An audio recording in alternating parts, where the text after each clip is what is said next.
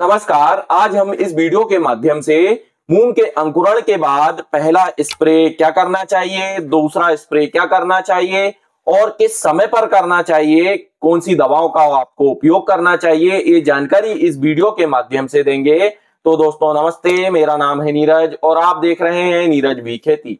दोस्तों यदि आपने अभी तक हमारे चैनल को सब्सक्राइब नहीं किया है तो सबसे पहले तो चैनल को सब्सक्राइब कर लें और दोस्तों वीडियो को पूरा ध्यान से देखना है। बहुत जरूरी जानकारी इस वीडियो में मैं दूंगा जिससे आपका उत्पादन भी बढ़ेगा दोस्तों और आपको प्रोडक्शन बहुत अच्छे प्राप्त होंगे। तो दोस्तों इस समय पर मूंग की बुआई हो चुकी है। कुछ किसान मूंग की बुआई इस समय पर कर रहे हैं और कुछ किसानों की मूंग की बुआई होने के बाद 10 से 15 दिन का पौधा हो गया है, कुछ का 1 सप्ताह का पौधा हो गया है, 2 से 3 पत्ती का पौधा हो चुका है इस समय पर। और दोस्तों जैसे ही 2 से 3 पत्ती का पौधा होता है उस समय पर मूंग में रस चूसक कीटों का अटैक सबसे ज्यादा देखने के लिए मिलता है। इसमें इस समय पर व्हाइट फ्लाई भी अटैक करती है और भी कई प्रकार के रस चूसक कीट आते हैं, वो बहुत ज्यादा मात्रा में अटैक करते हैं और पौधे की वृद्धि नहीं हो पाती इससे। तो पौधे की वृद्धि नहीं होगी तो आपको उत्पादन कैसे मिलेगा, जो भी आप लागत लगाए हो वो बेकार हो जाएगी। तो दोस्तों इसमें आपको सही दवा का उपयोग करना है, नहीं तो इसमें व्हाइट फ्लाई की अटैक की वजह से इसमें येलो मोजेक आने लगेगा और पूरी फसल आपकी बर्बाद हो जाएगी। इससे आपको कोई प्रॉफिट नहीं होगा, कोई उत्पादन आपको मिलेगा नहीं। इसलिए वीडियो को पूरा ध्यान से देखना है।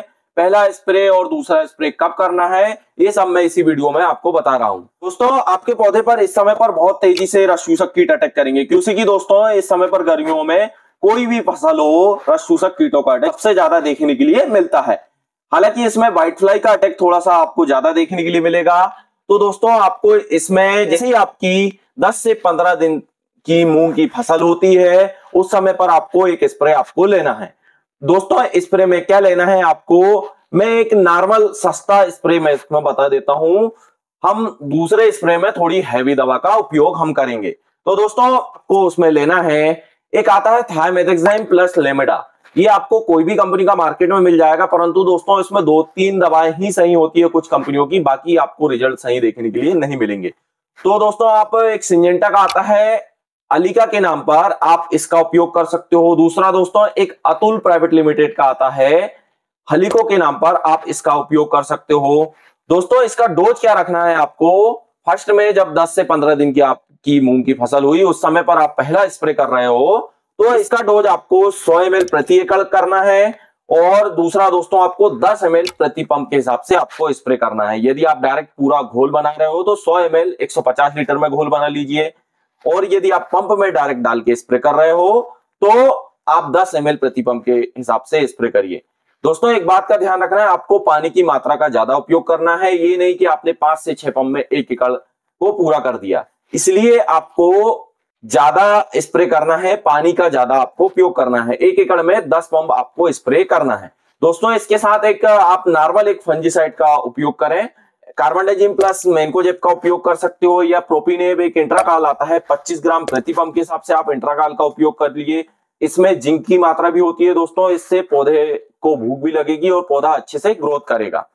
तो दोस्तों आप इन दोनों को मिक्स कराकर स्प्रे करा दीजिए, या तो इंट्राकाल ले लीजिए या फिर कार्बनडाजिम प्लस मैनकोजेब भी ले सकते हो। इसको 30 से 40 ग्राम आप कार्बनडाजिम प्लस मैनकोजेब 400 ग्राम प्रति एकड़ के हिसाब से आप उपयोग कर सकते हो। 150 लीटर में आप 400 ग्राम का घोल बना लीजिए। यूपीएल का साप के नाम पर आता है और भी कंपनियों का मार्केट में मिल जाएगा, तो आप उनका उपयोग कर सकते हो। इसके दोस्तों बहुत शानदार आपको रिजल्ट मिलेंगे। एक तो ग्रीननेस बहुत अच्छी आपके पौधे पर आ जाएगी, दूसरा दोस्तों रस चूसक कीटों का अटैक कम हो जाएगा, उससे पौधा अच्छे से ग्रोथ करेगा।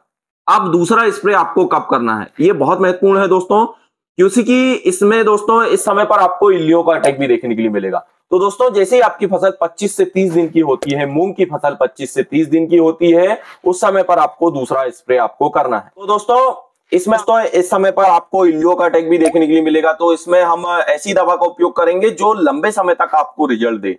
तो दोस्तों एक कोराजन नाम की एक दवा आती है एफएमसी की, आप इसका उपयोग कर सकते हो। इसके टेक्निकल मार्केट में मिल जाएंगे दोस्तों, बीएसएफ का बेस्टिकोर के नाम पर आता है और भी कंपनियों का मार्केट में आता है, अच्छी जो भी कंपनी हो आप ले सकते हो। तो इसको 6 ml एक पंप में डालकर आपको स्प्रे करना है, 60 ml प्रति एकड़ के हिसाब से आपको उपयोग करना है। साथ में दोस्तों रस चूसक कीटों के लिए आपको इसके साथ एक और दवा का उपयोग करना है, आप थायमेथाक्साम का उपयोग कर सकते हो। 10 ग्राम प्रति पंप के हिसाब से आप थाइमेथाक्साम का उपयोग कर लीजिए। 25% में जो आता है WG फॉर्म में, आप उसका उपयोग कर लीजिए। इसके बाद दोस्तों, यदि इल्लियो का अटैक कम देखने के लिए मिल रहा है तो आप सोलोमन का भी उपयोग कर सकते हो। बायर का सोलोमन आता है, इसको 20 ml, जैसे दूसरा आप स्प्रे करो 20 ml आप एक पंप में डालकर स्प्रे करा दीजिए।